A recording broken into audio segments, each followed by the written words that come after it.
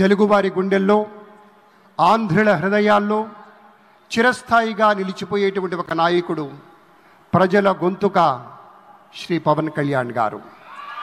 వారిలో ఉండేటువంటి స్ఫూర్తి, ప్రజల పట్ల ఉండేటువంటి భక్తి, సమాజంలో మార్పు తేవాలన్న తపన అమోఘం, అద్వితీయం. అటు సమాజంలో ఒక పవర్ఫుల్ లీడర్, వారి యొక్క సందేశాన్ని విందాం. అమరావతి పునఃప్రారంభం సందర్భంగా 34,000 ఎకరాలు ఇచ్చి 29,000 పైచిలకు రైతులు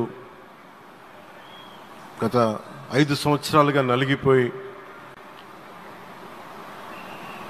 ఇక్కడికి వచ్చి, రోడ్ల మీదకి వచ్చి, ముళ్ళ కంచెల మధ్యలో కూర్చొని పోలీసు లాఠీ దెబ్బలు తిని, కేసులు పెట్టించుకొని, ఇంట్లో పెద్దవాళ్ళని కానీ చాలామందిని 2,000 పైచిలకు రైతులు ప్రాణాలు కోల్పోయి, మీరు నలిగి బాధపడి మీ కన్నీళ్ళు ఇచ్చేవాళ్ళు ఉన్నారా ఆ రోజునని చాలాసార్లు మహిళా రైతులు నన్ను అడిగారు.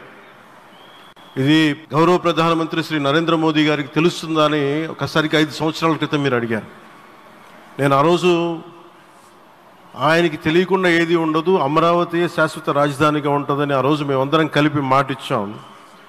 ఆ ఇచ్చిన మాట ప్రకారం ఈ రోజున గౌరవ ప్రధానమంత్రి గారి చేతుల మీదుగా మళ్ళీ ఇంకొకసారి పునఃప్రారంభం జరగబోతుంది. ఇది ఆది శంకరాచార్య 1237వ జయంతి సందర్భంగా తిరిగి అమరావతి పునఃప్రారంభం కావటం చాలా ఆనందాన్ని కలగజేస్తుంది. మనందరం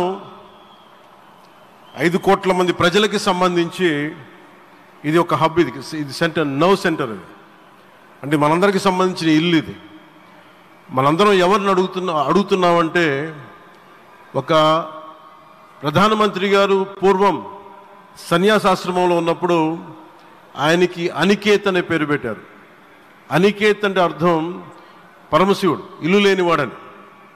అలాంటి ఇల్లు లేనివాడు, కుటుంబం లేనివాడు 5 కోట్ల మంది కుటుంబాలకు, 5 కోట్ల మంది ప్రజల కోసం, ఎన్ని కోట్ల కుటుంబాల కోసం మనందరికీ రాజధానిలో ఒక నగరం నిర్మించడానికి, ఇల్లు నిర్మించుకోవడానికి ఇల్లు లేకుండా 140 కోట్ల మంది ప్రజల బాధ్యత తీసుకొని కశ్మీర్ నుంచి కన్యాకుమారి వరకు,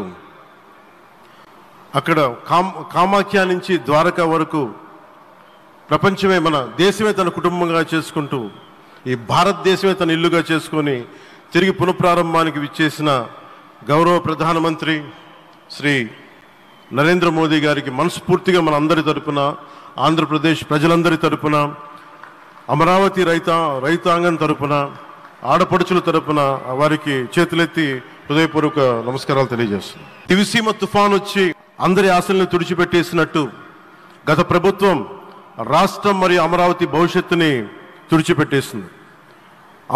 అమరావతి అంటే పరదాలు, సెక్షన్ 30, సెక్షన్ 144 మాత్రమే గుర్తుకొచ్చేలా పనిచేశారు. నువ్వు ధర్మం కోసం నిలబడితే ధర్మం నువ్వు నిలబడేలా చేస్తుంది అనే విధంగా ఆ రోజున అమరావతి రైతులు, రాష్ట్ర ప్రజలు ఈ ధర్మ యుద్ధంలో విజయం సాధించారు. రైతులు ఇచ్చిన 11,000 ఎకరాల భూమిని త్యాగం చేసి, వారి సంకల్పం 33,000 ఎకరాల భూమిని త్యాగం చేసి, వారి సంకల్పం ఫలితంగా ఈ రోజున ఆంధ్రప్రదేశ్ రాజధాని ఆవిర్భవించింది.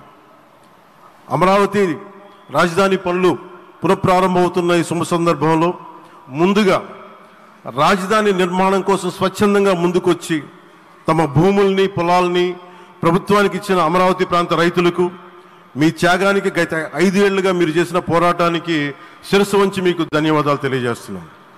గత 5 ఏళ్లుగా రాజధాని నిర్మాణం నిలిచిపోయి రాజధాని తరలిపోతుందనే సమయంలో రోడ్ల మీదకు వచ్చి 5 కోట్ల ప్రజల తరపున రైతులు, మహిళలు, విద్యార్థులు చేసిన పోరాటం, మీరు పడిన అవమానాలు, మీపై పడిన గాయాలు ప్రతి ఒక్కటి మా మనసులో ఉంది. ఆ రోజున దివ్యాంగులను కూడా లాఠీ దెబ్బలు నా గుండెలు ఇంకా సజీవంగా ఉన్నాయి. ఆ బాధ మేము మర్చిపోలేదు, ఎవరిని మర్చిపోనివ్వలేదు. అందుకని దానికి సజీవ సాక్షి ఈ రోజున తిరిగి పునఃప్రారంభానికి గౌరవ ప్రధానమంత్రి గారు రాక, ఆ రోజున మహిళలు, విద్యార్థులు చేసిన పోరాటం, మీరు పడిన అవమానాలు, మీపై పడ్డ గాయాలు ప్రతి ఒక్కటి మనసులో ఉంది. మీ త్యాగాన్ని మేము మర్చిపోం. మీరు చేసిన త్యాగానికి జవాబుదారీగా ఉంటాం. బాధ్యతగా అమరావతి నిర్మాణం జరిగేలా సాయశక్తుల ఈ కూటమి ప్రభుత్వం కృషి చేస్తుంది. అమరావతి రైతుల త్యాగాలను హృదయపూర్వకంగా స్మరించుకుంటూ వారి ప్రతినిధులుగా ఇక్కడకు విచ్చేసిన రైతులకి నా ప్రత్యేక నమస్కారం. ఈ పోరాటంలో వారికి ప్రతినిధులుగా సన్మానం అందుకుంటున్న మహిళా రైతులు పాత్ర, ప్రత్యేకించి అమరావతి మహిళా రైతుల పాత్ర చాలా అభినందనీయం. మీరు ఎంత నలిగారు, మీరు ఎంత రోడ్ల మీదకి వచ్చారు. మగవాళ్ళు ఆపేస్తే ఆడపడుచులు బయటకు వచ్చి తిరిగి పౌరుషం చూపించారు, ఆంధ్ర పౌరుషం చూపించారు. మీరికి నా ప్రత్యేక అభినందన. వాళ్ళు చూపిన సాహసం, సహనం అందరికీ ప్రేరణగా నిలుస్తాయి.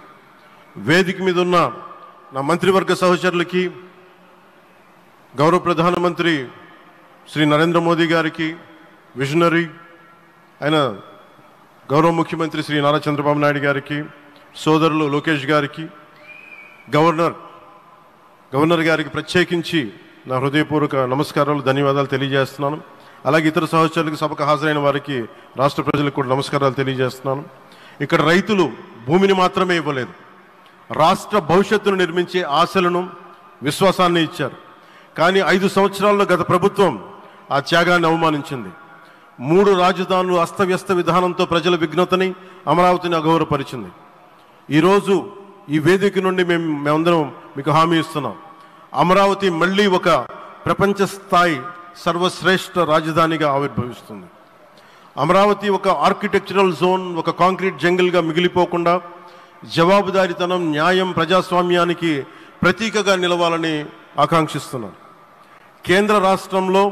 కేంద్రంలో రాష్ట్రంలో స్థిరమైన ఎన్డీఏ ప్రభుత్వం ఏర్పడిన కారణంగా అభివృద్ధి కార్యక్రమాలు వేగంగా సాగుతున్నాయి.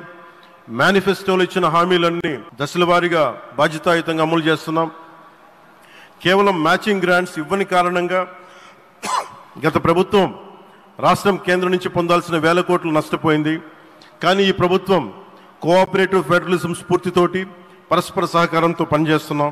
రాష్ట్రంలో రహదారులు, రైల్వే, పారిశ్రామిక రక్షణకు సంబంధించి ఈ రోజున మన అమరావతి కాకుండా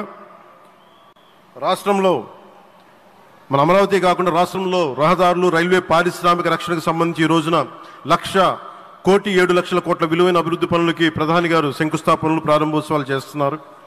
రాయలసీమలో గుంతకల్ రైల్వే, గోరంట్ల హైవే లాంటి వివిధ కార్యక్రమాలకు, ఉత్తరాంధ్రలో పిఎం ఏక్తా మాల్ లాంటి వివిధ పనులకు ఈరోజు శంకుస్థాపన, ప్రారంభోత్సవం చేస్తున్న ప్రధానమంత్రి గారికి నా హృదయపూర్వక కృతజ్ఞతలు. నేను అవనిగడ్డ ఎన్నికల ప్రచారంలో హామీ ఇచ్చిన దానికి అనుగుణంగా మనందరి ఆశలు మనకి ఆశించిన విధంగా నాగాయలంకలో మిస్సైల్ టెస్ట్ రేంజ్కి ప్రధానమంత్రి గారు ఈ రోజున శంకుస్థాపన జరగడం నాకు చాలా సంతోషంగా ఉంది. Now with honourable prime minister Shri Modiji and honourable CM Shri Chandrababu Naidu garu, and together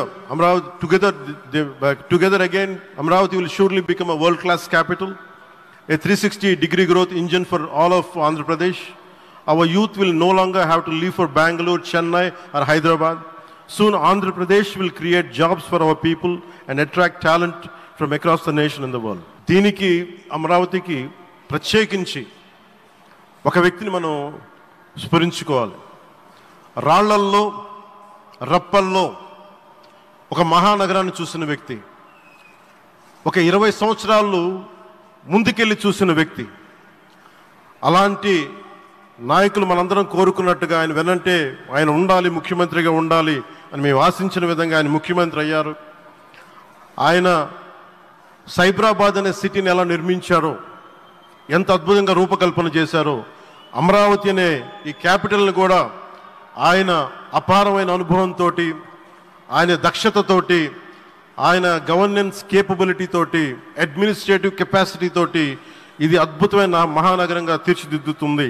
ఇది ఆంధ్రప్రదేశ్కే కాదు, భారతదేశానికి తలమానికంగా అవుతుందని మనస్ఫూర్తిగా నేను ఆశిస్తున్నాను. అలాగే ప్రత్యేకించి ఈ రోజున మనం ప్రధానమంత్రి గారిని చాలా లోతుగా మనం అర్థం చేసుకోవాలి. ఈ రోజున కశ్మీర్లో దాదాపు 28 మందిని చంపేశారు. అలాంటి క్లిష్ట సమయంలో రాష్ట్రం, దేశం మొత్తం యుద్ధం వైపు వెళ్తున్న సమయంలో, అలాంటి కీలక సమయంలో ప్రధానమంత్రి గారు ఇక్కడికి వచ్చి లోపలంతా బరువు, గుండెల్లో బరువు పెట్టుకొని వేదన ఉండి కూడా అమరావతి రైతులు చేసిన త్యాగాలను మర్చిపోకూడదని చెప్పి ఇంత ఇబ్బందుల్లో కూడా ఆయనకు వచ్చినందుకు మనస్ఫూర్తిగా ఒక్కసారి మనందరం ప్రధానమంత్రి గారికి గౌరవ సూచకంగా మనందరం కృతజ్ఞతలు తెలియజేయాలి.